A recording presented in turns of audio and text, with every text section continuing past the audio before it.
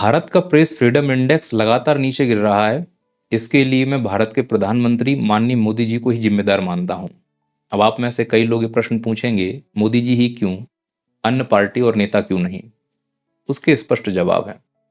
पहला ये है कि मोदी जी सत्ता में हैं, और दूसरा ये जवाब है कि जो विपक्ष या अन्य पार्टियां, उनकी इतनी औकात नहीं है कि उन पर बात की जाए।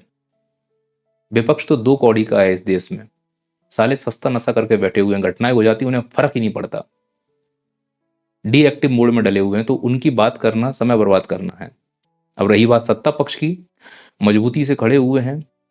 तो यदि भारत में कुछ अच्छा होता है तो उसकी सफलता अगर मोदी जी के सर आती है, और अगर कुछ असफलता होती है तो उसकी भी असफलता मोदी जी के सर आनी ही चाहिए। मोदी जी ने कभी भी दो तरफा संवाद नहीं किया। हमेशा एक तरफा संवाद को उन्होंने बढ़ावा दिया, चाहे रैली हो या मन की बात हो। कभी प्रेस कॉन्फ्रेंस नहीं की।